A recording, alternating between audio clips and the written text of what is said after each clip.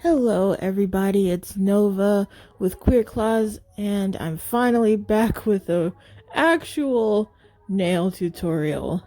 Today I'm going to be doing a sort of an abstract design. I just got this new silicone hand, so I wanted to test it out and mess around on it.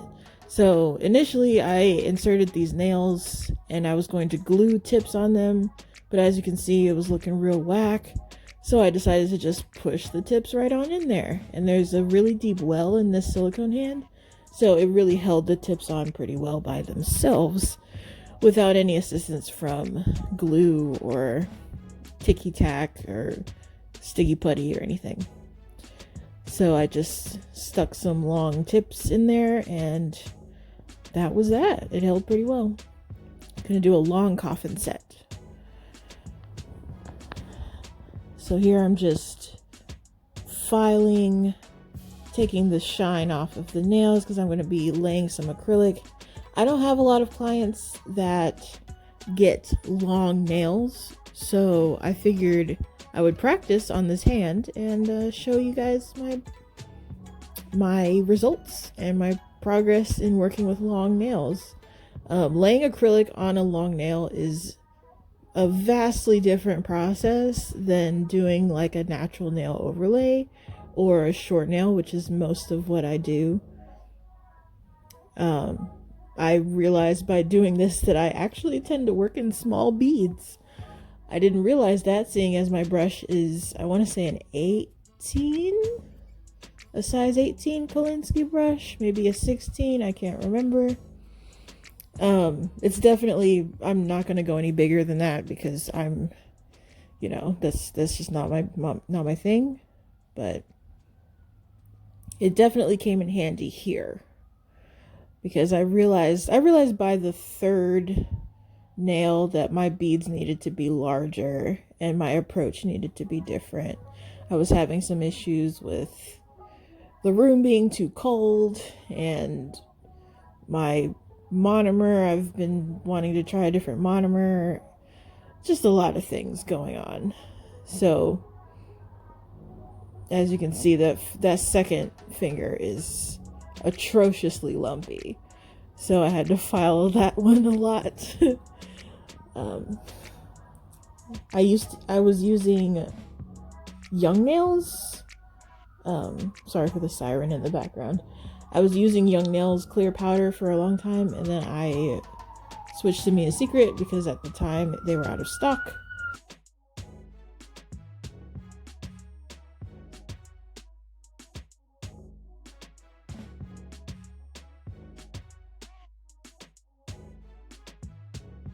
But yeah, so I bought Mia Secret Clear, and it's okay. It sets differently. I'm still playing around with monomer acrylic combos to see which one I like best. Young Nails was pretty good. By the time I got to the thumb, I definitely had the acrylic application technique down a little bit better. It was a lot smoother. I didn't have to file the thumb as much as the other fingers.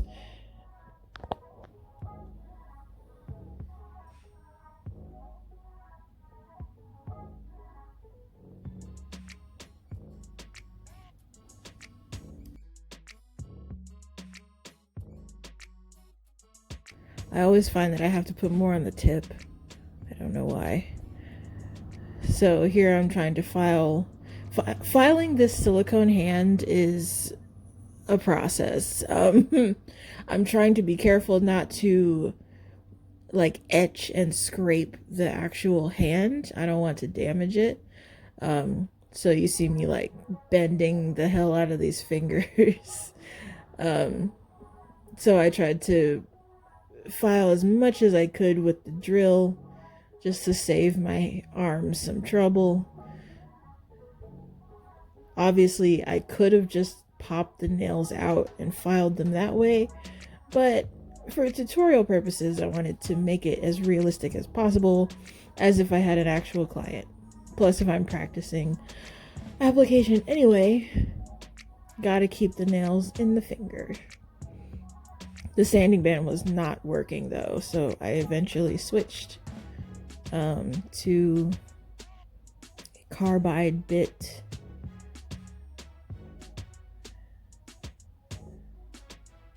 Usually I use a carbide bit on my actual client, so I don't know why I thought a sanding band would work here. But yeah, my little rainbow carbide bit with the safety top, because again, I was not trying to damage or scratch up the cuticle part on this silicone hand. The cuticle part is quite thin, and that's just so you can slide the nail in there. But so you know, you got to be extra careful when filing.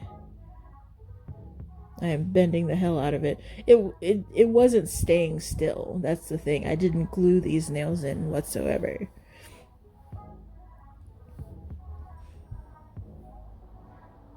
So I was just pinching the hell out of it. Shape, shape, shape. I was really struggling with camera angles. I was trying out a new one to where it was directly above me so that you could see everything I was doing. And it was kind of hard to film because I couldn't see the camera. The phone was literally right up above my head. I have no idea what kind of camera mount or phone mount I'm gonna need for making more of these videos, but because I have this hand, I will be making videos more often and uploading them more often. I know I've said that before. What can I say? It's been a hard year. So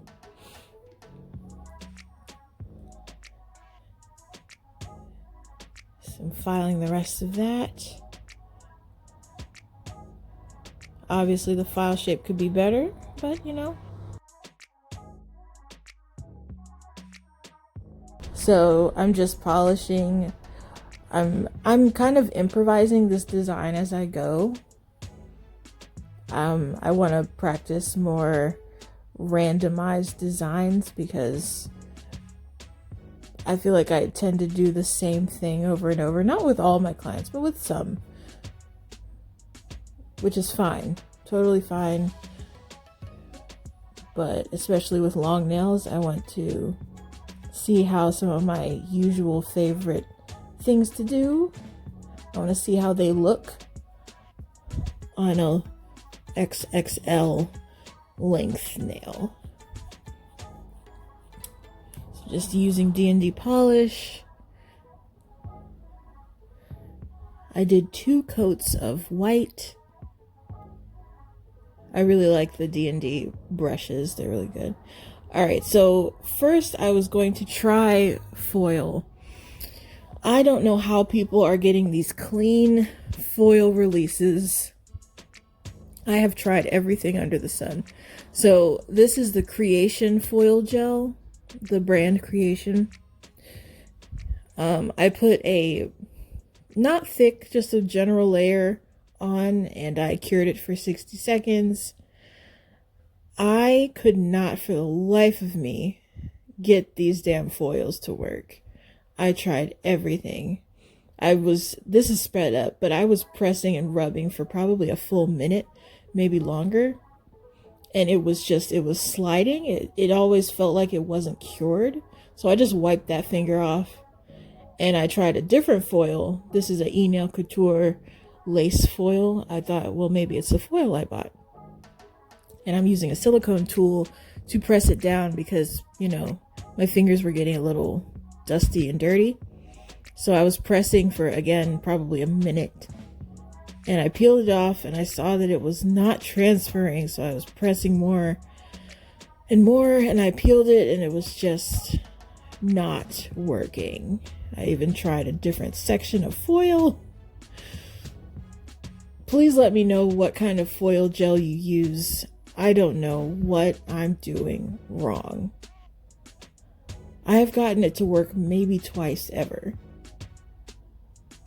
And not on this set, but I decided to leave it because I was going to put some bling over it.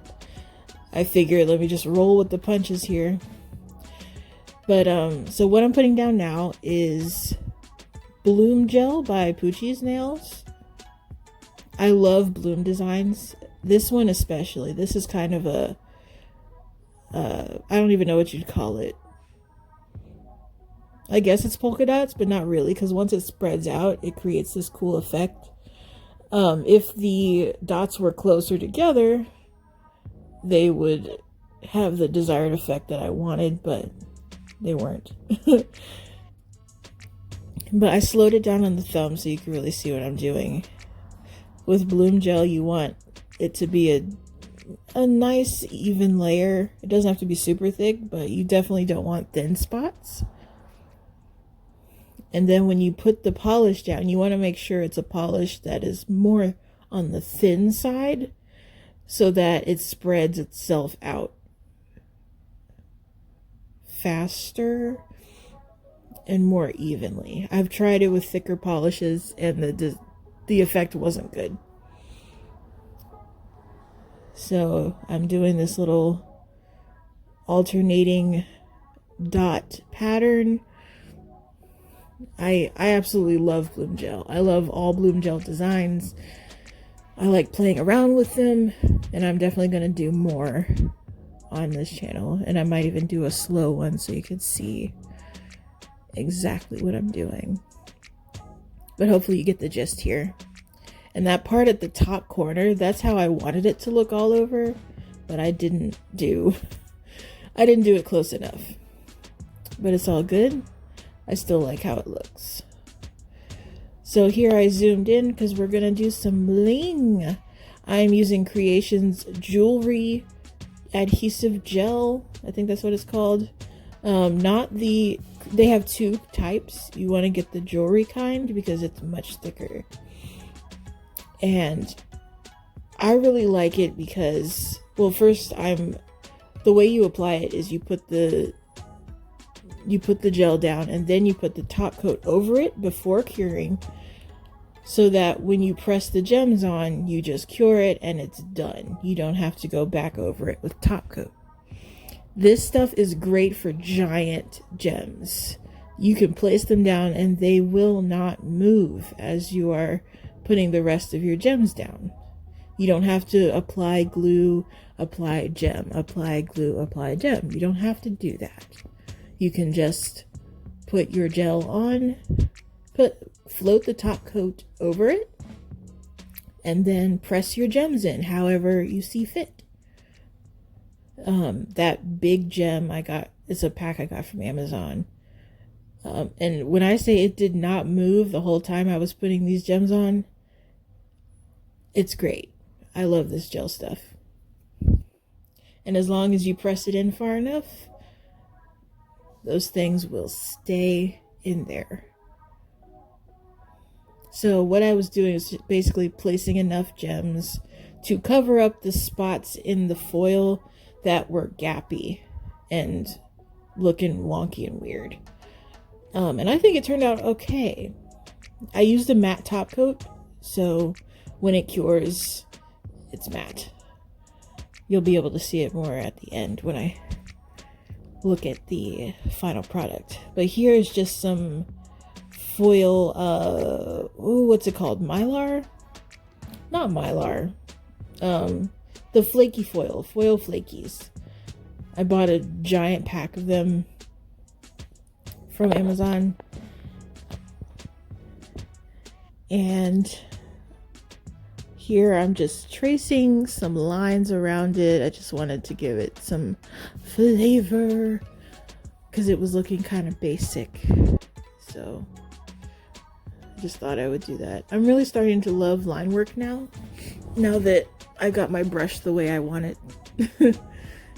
It's become a lot easier. And I'm adding just a couple more gems onto this. I really like how this turned out, despite all of the flubs and things. I actually really like it. Let me know what you guys think. I actually love it. The rings are blinged out, looking great. Please comment, share, and subscribe. Follow me on Instagram at QueerClaws, and I will see you next time with more tutorials, I promise. Bye!